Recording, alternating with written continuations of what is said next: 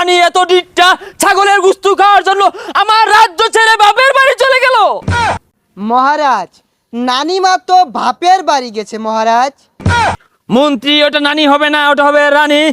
মহারানী এই ঈদে ছাগলের গুস্তু খেয়ে পাতলা পায়খানা হয়ে ছেউরুচ্ছে। না, এ হতে পারে না। সাবধান, মহারাজ হাজির।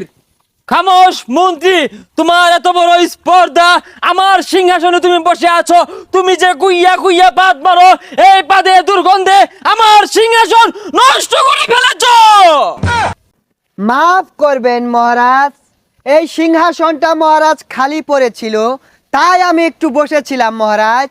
খামোশ মন্ত্রী, তুমি গত রমজানের ঈদে একটি পাদ মেরেছিলে, যে পাদের গন্ধ এখনো আমার সিংহাসন থেকে যায়নি, তুমি আবারও বসেছো পাদ মারার জন্য।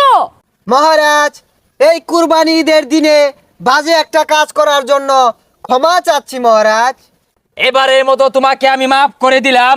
এরপরে যদি তুমি এই কুইয়া পাত মারার ষড়যন্ত্র করো মন্ত্রী, তোমার মাথা নেড়া করে এই গ্রামে ঘুরানো হবে এবং কি 100 বেত্রাঘাত করা হবে, তারপর তোমাকে কারাগারে নিক্ষেপ করা হবে। মাফ করেন মহারাজ গো, ও মহারাজ মাফ কইরা দেন আমারে পানের মহারাজ গো। কুইয়া পাদো মাইরা মহারাজ গো, ও মহারাজ ভুল কইরাছি আমি গো পানের মহারাজ গো। না না না মন্ত্রী, তুমি এই মিছে কান্না করবে না আমার সামনে।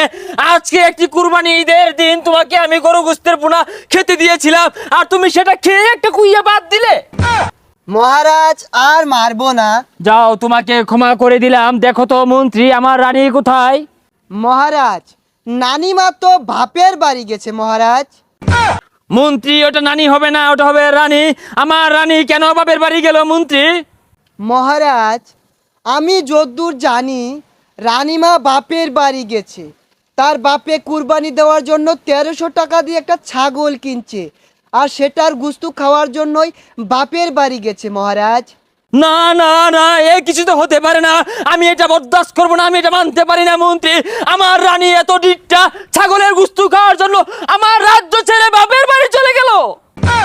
মহারাজ, প্রত্যেক ঈদেই মেয়েরা তার বাপের বাড়ি ঈদ করতে চায়, আমার মনে হয় রানীমা এজন্যই চলে গেছে। শোনো মন্ত্রী, তুমি আমার রাজ্যের প্রত্যেকটি অলিতে গলিতে ডাক ডোল পিটিয়ে ঘোষণা করে দাও, ঈদের দিন কোনো নারী তার বাপের বাড়ি যেতে পারবে না। ঈদের দিন নারীরা যদি বাপের বাড়ি চলে যায়, তাহলে আমাদের পুরুষদের অসুবিধে হয়, মাঝে মাঝে রান্না করে খেতে হয়। ঠিক আছে মহারাজ, আমি ঘোষণা করে দিব। কি রাজাটা হয়েছে, একটা কুরবানি দিল না, রানী বাহির বাইর যাইতো না, কই যাইবো? ওহে সেনাপঙ্খী, আদেশ করুন মহারাজ।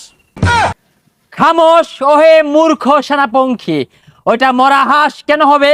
আমি হলাম এই রাজ্যের মহারাজ। ওই একই কথা, আদেশ করুন। সেনাপতি, আমাকে ভিতরে যেতে দাও সেনাপতি। আমি যে রাজা মশাইয়ের কাছে এক দুঃখ সংবাদ নিয়ে এসেছি।